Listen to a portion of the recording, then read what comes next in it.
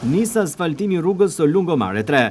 Sikundër televizioni 6+1 Vlora kishte paralajmëruar më parë, ka nisur gjatë kësaj të mërkure puna për asfaltimin e kësaj rruge, nga tuneli deri në Jonufër, ku do t'jetë edhe loti i parë që do të asfaltohet. Sikundër po ndiqni pamjet në ekran, në rrugë është hedhur shtresa e parë e asfaltit për ta përfunduar në pak ditë e për të qenë kështu e aksesueshme për drejtuesit e automjeteve. Makineritë e rënda kanë punuar edhe gjatë kësaj të mërkure me intensitet të lartë për të shtruar rrugën.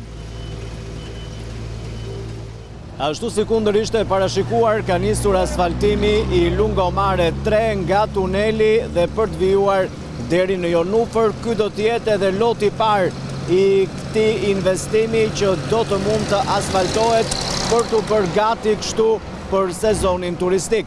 Ka qenë një ndërhyrje edhe kryetarit Bashkisë së Vlorës Ermal Dredha me qëllim që rruga të jetë aksesueshme dhe pa problematika gjatë sezonit. Pritet që të vijojë deri në Orikum asfaltimi paralelisht me punën që po bëhet për pjesët e mbetura të këtij projekti të jetë të rëndësishëm. Por si hap i parë do të jetë përfundimi i hedhjes së shtresave asfaltike nga tuneli deri në Jonufër.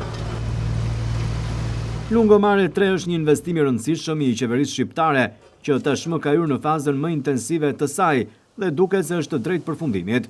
Shtresat asfaltike pritet të hidhen në disa lote përgjatë shëndetores bregdetare Lungomare 3, ndërsa e para do të jetë nga tuneli në ujë të ftohtë e deri në Jonufër, me qëllim përfundimin sa më shpejt, si një kërkesë edhe e biznesit në këtë zonë, duke qenë se jemi në prag të sezonit turistik.